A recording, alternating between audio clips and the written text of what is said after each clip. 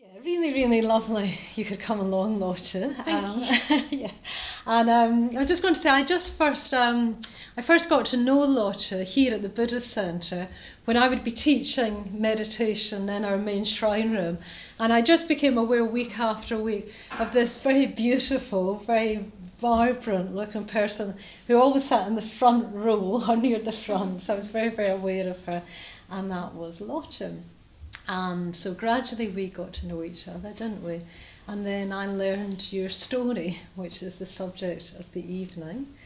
And well, your story, part of your story of your life was that in 2011, when you were just 34, you had a major stroke, didn't you? And your life changed, yeah? So do you want to just say a little bit about what happened? I know it's in the film as well, but Yeah. Um, yeah. Well, all of a sudden, in the middle of the night, I was woken up with a really painful and strange headache, and I lived by myself in Shoreditch, and I kind of slipped in and out of consciousness for a few hours I'd already lost language and perception and logic, so I didn't know how to get out of it and didn't know what it was. But something happened at sort of a few hours into that, and I found a solution and somehow found some clothes, knew what to do with them, and knew how to get down 4 flights of stairs, which had eluded me up to that point. And then I got out the door and crossed the road and walked into the Hoxton Hotel and wanted to ask for help but couldn't speak. So I just lost consciousness again and somebody called an ambulance. And then I was put in an induced coma for a couple of days. And then I woke up 2 days later in a world that I didn't recognise. And that was the beginning of that kind of relearning to live and in a kind of new dimension. So that was the beginning. That was the beginning. And then I was quite amazed to be reminded when I was rereading the article you wrote for The Guardian, and you said that only 8 days after that you decided, I'm going to make a film about this. Yeah. So that seems, well, quite extraordinary. Why did you want to... Well, I'd been a documentary producer previously, so documentary and storytelling was a language that I had an affinity with, but at that time I didn't know what I was doing. I didn't know, I'd lost all of my abilities. I didn't know, I knew I probably had a connection with storytelling, but didn't know how to tell stories. I just had my iPhone and was in the hospital, and I didn't know how to use it, but somebody gave it back to me, and I relearnt the record function, and I had problems with my short-term memory. I couldn't retain any information, so I just started recording everything. I was fascinated and sort of terrified by this new life, and I had no way to kind of create a coherent narrative. But somehow this kind of instinctive desire to record it and grab hold of it led me to kind of start filming not filming, but recording with my phone. And then about a month into it, a much more experienced director, documentary director, who'd done lots of Horizon programs and things like that, who you've met. Yeah, Sophie. Sophie, kind of came along and ended up sort of spending the year, that first year of recovery with me. She kind of came in and out of my life, and we made it together in the end. It was probably about 3 months in where I realised what I was doing in terms of making a film about my recovery. Right. It was more a necessity than a project really initially. And then many times during that year I thought, is this a good idea? But I think it was a good idea in the end.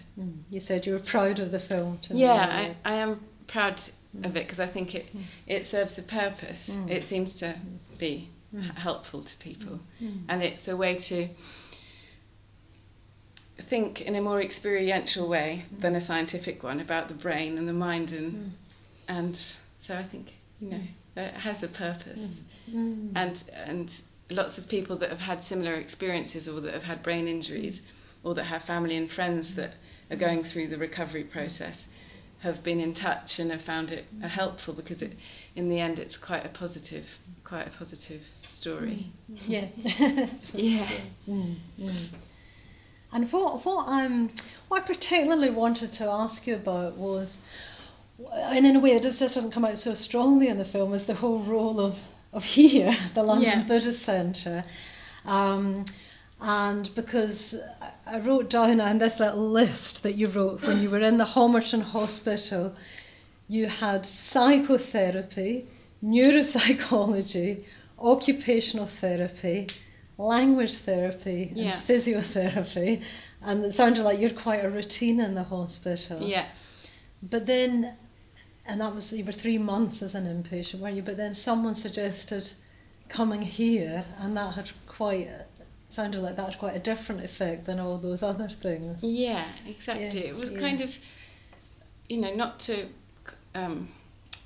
criticise therapy at all, because everyone has their own experience, but I'd never had therapy, I'd never been in therapy previously, but I just, I found my mental state and my kind of, my mental well-being kind of declining rapidly as an inpatient, kind of being defined by my limitations constantly, and rather than kind of learning to see this beautiful new world that I was discovering. So, and at the end of those 3 months, somebody, like I mentioned, everything was so overwhelming, because my vision was completely changed. Every kind of sensory input was really exaggerated, and together with this constant reminder of what I couldn't do anymore, it was a really dark period, and especially in London, where everything's very noisy, and somebody told me to come here to seek silence, to find some quiet time, and so that's how I ended up coming here. And I came for a lunchtime session, and just sat and just enjoyed this peaceful kind of sound, the sound of nothing. And I just started, and then I just came back every day for both those first sort of few weeks, and that's how it started. And then I started, I couldn't even listen, I couldn't take in any information, so I found it all a bit much. But after a while, I started listening to what was being said, and then I thought, oh, this sounds really interesting.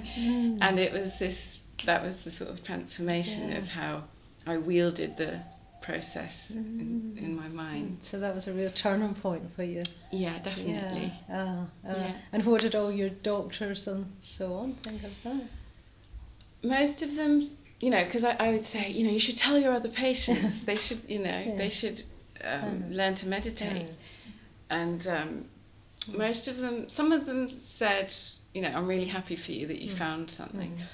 But there was no real excitement. I mean, that's how the system, the system is very restricted in that sense. So, but they just, I think they were pleased that I'd found my own way. That's an ideal situation. I was very lucky that I was in the conditions to be able to have, to be able to find my path out of that darkness. But many people in a similar situation, especially with physical maladies, wouldn't have had that opportunity. So I was just lucky, I guess. Well, you made the most of it, didn't you, coming here? Yeah, definitely. I immediately was kind of transfixed by what was happening to my, my mind, and what felt like an actual neural recovery that physically kind of felt like it was manifesting in my in my brain, as well as the kind of mental restructuring from learning to meditate, and then learning about the Dharma and Buddhism during the Dharma nights, and that it was just this excitement of finding a completely different way of seeing everything. So can you say what was it like meditating? Can you say what your inner experience of that was? I think just finding a a quietness in a very, very noisy space. That was the initial kind of experience. And then just finding a way to kind of find it, I don't know, like a linearity or a focus and an openness. It's quite hard to articulate, as you probably know, but and then there was this physical aspect which really felt, it may be my imagination, but really felt like neurons kind of connecting, you know, and from this chaos, this kind of order kind of coming out. So that was a real sensation after, you know, this very chaotic mess. So I guess that's a way to describe it. Yeah, and you were saying to me earlier as well, there's a sort of experience that went, well, you'd lost that sort of conceptual sort of sense, but then meditation was something that went beyond concepts and beyond thought. Exactly, yeah. So at the very beginning, when I first woke up, I had this very kind of unreal sense of peace, because I didn't know anything. It was like a new brain, but it was when I started to remember and understand what was happening to me and had this cognition kicking in. That's when it became very difficult. And during meditation, I was able to regain that kind of sense of peace that is beyond language and beyond kind of thought even, that is, you know, like I say, hard to sort of speak about or talk, you know, or share in a sense with words. But yeah, so it was a perfect spot for me because I'd lost language and had all that. It was the perfect kind of mind area to start restructuring. And meditation is a real daily part of your life now, you were saying. It is, yeah. I came here a lot for a couple of years, and now, as you know, I live in Cornwall. But I just have, it's my morning part of my morning routine. That's the first thing I do, and just what I learned here and in the lessons and also in the meditation classes. Just kind of created my own sort of meditation kind of routine that, You've got a little ritual of some verses, you say. Yeah, exactly. Yeah, you say. Just really seems to transform everything. So, And then the Dharma teachings, you said they were like food for your mind. Yeah, that's right. Just... that's the kind of way I described it. It was like a sustenance that, you know, like if you're really thirsty and you drink and it kind of breathes goodness into you or something like that. But it was just also really interesting, you know, in that, for anyone I think, but in that situation as a person with a kind of transformed brain and mind and perception, physically transformed because of injury. It's a really interesting place to explore, you know, Buddhism, because that's one of, you know, that's what it's kind of, a lot of it kind of focuses on that. Yeah. So it felt like a gift that had come to kind of, come to rescue me in this darkness where it was seen as a very, very negative.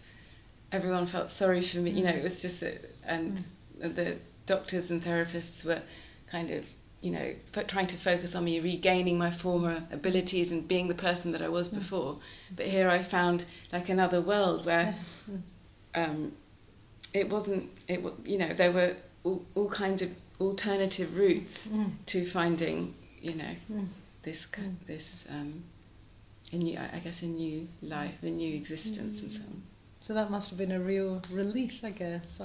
Yeah, it was amazing. It was. I mean, amazing is kind of an overused word, but it really was. I just transformative, and I don't know what I would have done if I hadn't come across it. I just feel really lucky that I did, in that odd way with searching for silence and finding silence, and that being the beginning of that. So I'm just fortunate, I guess. I remember, I don't know if you remember, but I remember one of the things you said to me before was also coming here. There was a sort of deeper realisation that all beings have suffering in their lives. Do you remember you said that? Yeah, I think sort of constantly being told that this was terrible, I started to feel really sorry for myself. And think, oh God, poor me, this is, like, why has this happened to me? And I think just being around people sharing stories about their lives, and being reminded of how lucky you are. And just, I remember it actually was a moment just walking in the park by myself during that period when I came here a lot and was learning a lot. And that was that kind of gratitude, that sense of gratitude. It's just an immediate kind of transformer and healer, isn't it? So, I learnt it all here. But and you've taken it with you into your... I try to, and try to share it in a way that doesn't alienate people, because it it's easy for people to get the wrong idea or to make assumptions. So I try to kind of share what I learn and help people find similar kind of pools of light, if I can. So it's interesting that you were telling me that both in the article you wrote for The Guardian and in the film, it sounded like maybe the others weren't quite so... It sounded like you would have liked to include more of this in those, Certainly I had much more control over the article I wrote, because I wrote it myself. And I wrote a lot more about my time here, much longer, but most of it was cut out. But they did keep a little bit. Yeah, they did, And with the film, it was, like I said, a collaboration. And as you'll see, David Lynch makes an appearance, the filmmaker. So anyway, you'll see what happens. But we filmed here, didn't we? Yes, we did. Really nice for a couple of hours. We were here for a while, weren't we? And we cut a scene into it, but that was kind of taken out as well. I think. I don't know. I think the team became bigger and bigger and bigger, and then more and more people were kind of involved in these decisions of will this stay, and it's still. I mean, like I say, we were doing the same thing today with the new version of the film. So I don't have the ultimate say, certainly with the film, in how my own story is kind of told. Yeah. It's interesting, isn't it? Because, to me, this is the bit that fascinates me, but maybe it's just a sign of the times that maybe people aren't. Well, the ultimate goal of most of the people in the team is to make a really successful film that millions of people, that sells well. Right. That's their ultimate goal. And my ultimate goal was to tell the truth about what happened to me. So it's a combination of both of them. Yeah. Oh. Well, it's really lovely that you could, particularly feel grateful to you to come along and talk about, particularly that aspect. And most of us are all like meditators and Buddhists. It's just really, I don't even quite know what the word is. Very sort of heartening and moving and confidence giving to all of us to, hear you talk about the effects of meditation. And the thing it does start to tap into questions of the nature of mind, like what is mind when the contents of consciousness seem to not be there, but it's not that there's nothing there. Really thank you for sharing this. Well, thank you. And I thought maybe now we could watch the film. Yeah. So what we're going to do is we're going to watch the film. Lotje's going to have a little break now because she's seen it lots of times, haven't you? She knows it inside out. But then Lotje's going to come back to us, and she's kindly agreed to be here for a question and answer session. So if you've got any questions about the film, about anything, and then there'll be an informal mingling time as well. Yeah. Yes. So thank you Thank very you. much. Thank you. Thank you. Thank you.